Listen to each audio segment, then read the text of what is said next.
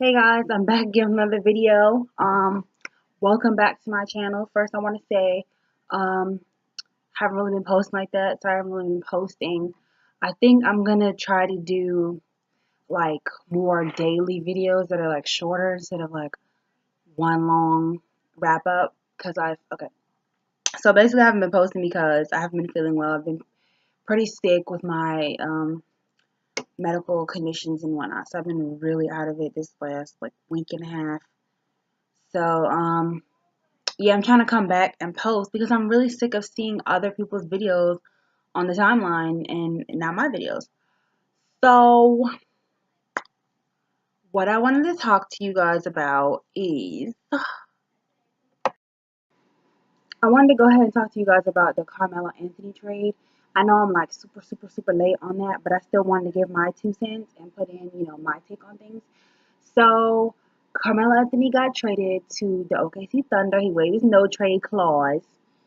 And how I feel about that is okay, they have Carmelo Anthony, they have Paul George, and they have Russell Westbrook. And personally, I feel like it's a great move for them. I believe it's going to be like a real big adjustment for the three of them. Russell Westbrook is really going to have to like learn to share the ball, not just like pass to get assists for triple doubles and stuff, but like actually really share with his teammates so they can all score on a somewhat equal amount because they're all good scorers. Like Carmelo Anthony is a really good scorer. Paul George can score. So definitely their qualification status coming up as one of the top teams in the West, like top two, top three.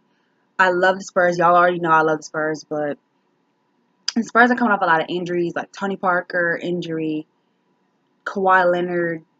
I don't even want to talk about that. I hope he's better because I still get like flashbacks to the whole Jaja up a cheap shot thing during the final. Because I was actually watching that day and I was like, and the Spurs. I was really rooting for the Spurs. I was so mad when that dude did what he did.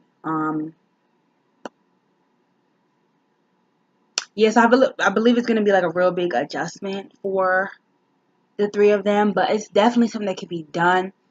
It's all going to really come down to what are they willing to do to win? Because these are three guys that have come close to winning. Well, yeah, have come close to winning in the past and never made it that far.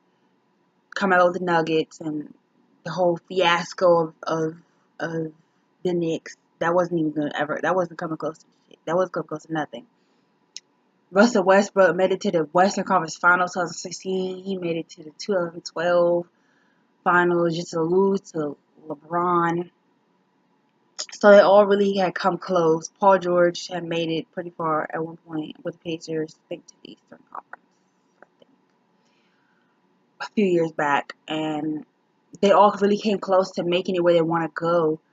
So it's all really going to come down to how bad they want this. Like, how bad do y'all really want this? Like, does Russell just want to keep averaging triple doubles and being a superstar, or does he want to put forth the team so they can start winning? Like, is he about wins, or is he about his image, his brand, being the Brody fashion killer, whatever? Is he about that and getting triple doubles, or is he about his team? Because I really believe like if they don't mesh well this season and Russell's acting crazy and being a ball hog, it's just gonna solidify Russell's legacy as he's a ball hog, he's lazy, he's selfish, he's a ball hog, he can't share with anyone. It's gonna basically solidify his image as that's what he is. Paul George, we all pretty much know he's going to LA next year or maybe even by the All-Star break. But I believe like this year they can really do something. They can really do something special. They can really be something special this year. As long as everybody plays their role, as long as Russell learns to share, as long as Carmelo adjusts to his new role as a power forward, as not so much of an ISO player and more ball movement, not so much of a ball stopper. I believe that once everybody adjusts their roles, like Paul George is gonna have to, be on his defense a lot because there's not a lot of defensive players on the Thunder other than Robertson, really. Not like you know. So those guys can definitely do what they need to do. As long as Steven Adams goes back to being Steven Adams instead of basically kind of like not being who he was, so that Russell Westbrook could get his triple double. He wasn't on the board as much as he usually used to be. So once everybody just adjusts back to their regular role, I feel like Carmelo I think is gonna be the person that has the easiest transition because he's been through so much with New York, and he's just so ready for a fresh start. He's so ready for a new legacy, a new image, and so ready for people to stop thinking of him as like a ball hog and that he like a ball stopper, like he doesn't move the ball, ISO player. You know, I feel like once he has talent around him, he's gonna be able to do what he needs to do, the right talent around him. Because in New York, I don't know what the hell was going on over there. They was just like he was trying though, but shit was sad. Um, and also we're gonna talk about the Dwayne Wade trade to the Cleveland Cavaliers. He got bought out. I thought personally that maybe he was going to Miami Heat, probably not. But I was part of the very few people that thought maybe he was going to, maybe go to the Oklahoma City Thunder and become like a real legit threat to the Warriors. I'm so ready. I'm over the Warriors. I've been over the Warriors since last year. I was over the Warriors. Yeah, I was totally over the Warriors last year. Like they're so boring to watch. But I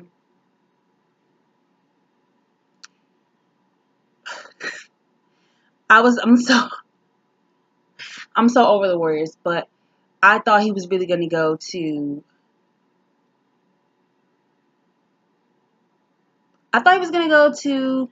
OKC Thunder. I really did. I know he wasn't going to no damn Warriors. The Warriors tried to get him. He was like, nah, I ain't going. But he fulfilled his dream playing for the Chicago Bulls. And now he's off to play back with LeBron James. He's right up underneath LeBron body hole again. I really thought that he was going to go to the OKC Thunder. Like, I know I'm part of the few small people, but I got gassed. I heard some rumors, and I thought about it, and I started getting like a fantasy in my head. It was part of the JT Wild Thoughts. It might be a next one coming up episode. And I thought he was going to go to the Thunder, but he's not. And he's going back to LeBron's team, going back to being LeBron's teammate.